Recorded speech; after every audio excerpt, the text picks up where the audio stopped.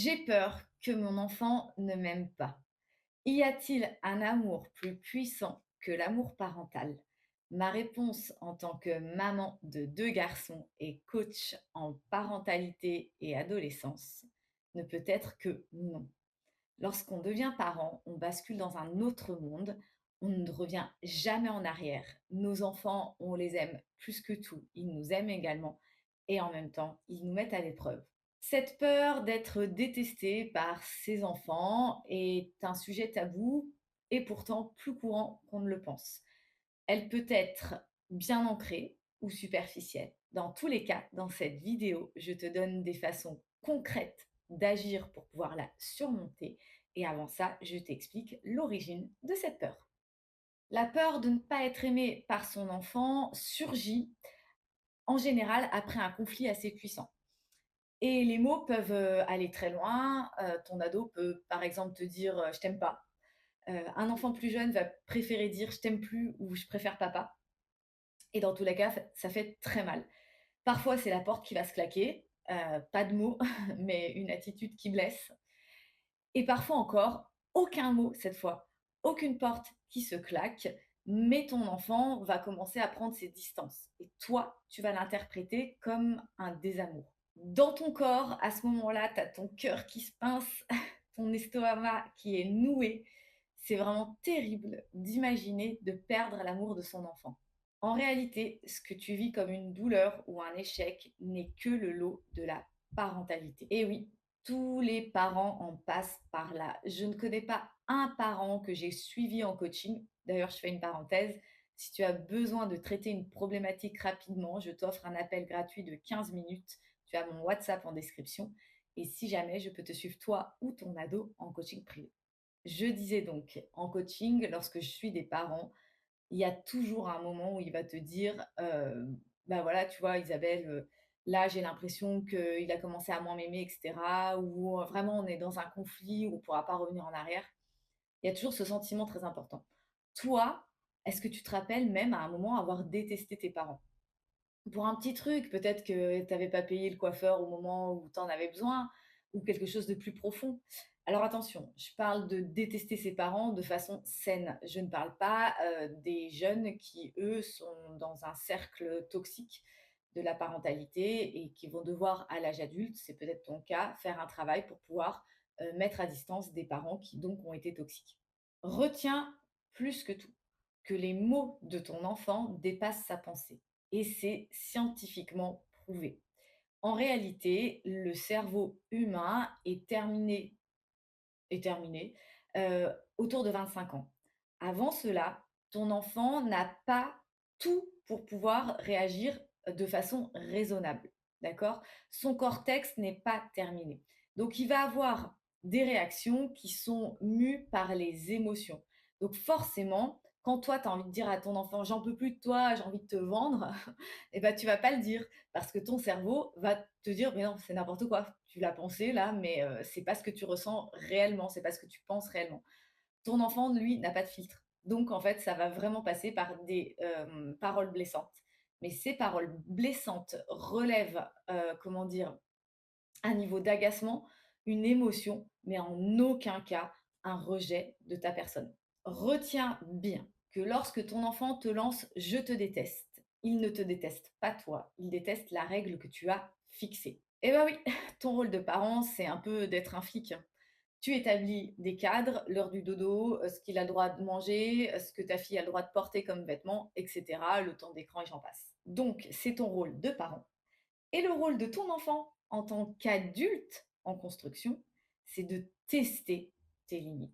Et oui, c'est son job. Ça fait mal, mais c'est ainsi. C'est là qu'il apprend ce qu'on a le droit de faire ou de ne pas faire. Il veut tester ta solidité, voir si tu gardes le cap, parce que lui n'en est pas capable encore. Il n'a pas toutes les fonctions cognitives, neurologiques pour pouvoir ne pas s'effondrer au moindre problème.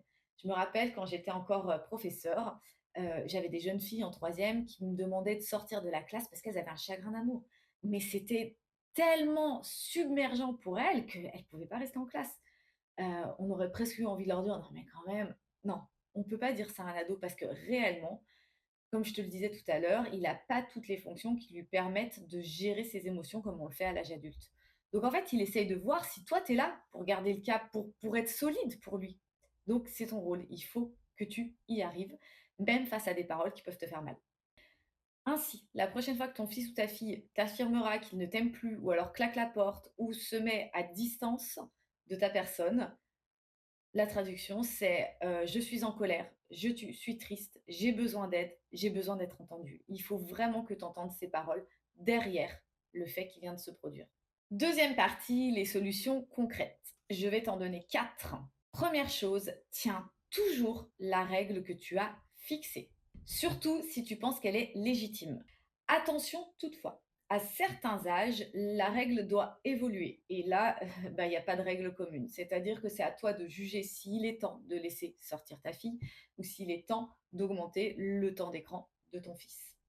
Donc, une règle peut être modifiée seulement si c'est le moment de la faire évoluer. Et là, c'est à toi d'en juger ou alors de te faire accompagner, par exemple, par un coach comme moi.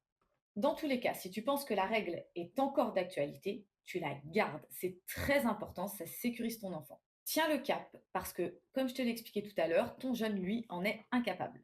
Deuxième action concrète. Devant le miroir ou lorsque tu es dans les embouteillages, répète-toi tout le temps: lorsque je dis non à mon enfant, je le protège et je le guide. Et oui, en aucun cas, t'opposer à ton enfant est une façon de lui montrer un désamour.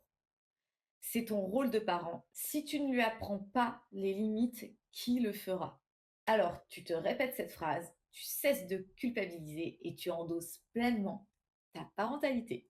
Troisième action concrète. Hors des conflits, il va falloir que tu te reconnectes le plus vite et le plus souvent possible à ton enfant. Oui, lorsqu'il y a un conflit, il faut peut-être laisser ton enfant s'isoler. Toi-même aussi, tu en as besoin, ça fait toujours du bien. Mais hors des conflits, il va falloir reconnecter. Alors reconnecter, ça veut dire quoi? Ça veut dire que tu vas t'intéresser à ses centres d'intérêt, tu vas lui montrer que tu aimes être avec lui.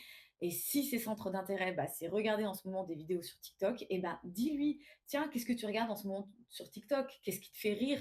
Est-ce que c'est des conseils de make-up? Est-ce que c'est du tuning? Enfin, j'en sais rien, je dis n'importe quoi. Mais reconnecte à ces moments-là. Si c'est les livres de dinosaures, bah, va mettre le nez avec lui ou avec elle dedans. C'est ces moments-là qui vont contrebalancer les moments de tension. Quatrième action, travaille sur toi. Oui, si tu as cette peur de perdre l'amour de ton enfant, c'est peut-être que tu l'as toi-même depuis très longtemps ancré en toi. Alors le but, oui, ça va être de comprendre pourquoi, mais en réalité, en programmation neurolinguistique, pardon, on dit souvent que le pourquoi, c'est pas trop le but de la démarche. Le but, c'est le comment. Voilà, ok, j'ai cette peur de ne pas être aimé. Qu'est-ce que j'en fais maintenant? Parce que si tu l'as vraiment profondément, sache que par imitation, ton enfant va l'avoir également. Parce que tu vas lui transmettre dans ton langage non verbal. Donc c'est important de travailler sur toi et de te dire, OK, maintenant que j'ai cette peur, qu'est-ce que je fais concrètement pour la dépasser? Et là, n'hésite pas à te faire accompagner par des professionnels, médecins, psychologues ou coachs comme moi. Tu as encore mon téléphone WhatsApp en description. Mais ne reste pas seul face à cette peur parce que surtout, et je pense, j'en suis persuadée, que tu ne veux pas la transmettre à ton fils ou à ta fille. Comme je le répète tout le temps aux parents que je suis en coaching, il n'y a pas plus puissant qu'un parent qui travaille sur lui pour faire évoluer son enfant. Pour conclure, les conflits dans la relation parent-enfant sont inévitables. Prends-les comme une occasion de faire grandir votre relation. En disant non et en t'affirmant face à ton fils ou ta fille, tu remplis juste ton rôle de parent et c'est tout à fait normal. Ton enfant ne t'aime pas moins quand tu t'opposes à lui et au contraire, si tu, comment dire, transportes cette peur avec toi, il va pouvoir en jouer et devenir un petit peu vicieux par rapport à ça. Tiens, papa ou maman a peur que je l'aime plus, et ben justement, je vais faire du chantage affectif. Et ça, je suis persuadée que c'est ce que tu ne veux pas. Enfin, les mots ne sont que des mots. Ils transcrivent une colère et jamais un désamour. J'espère que cette vidéo t'aura été utile. Si c'est le cas, je te laisse mettre un pouce ou t'abonner et je te dis à bientôt pour une prochaine vidéo.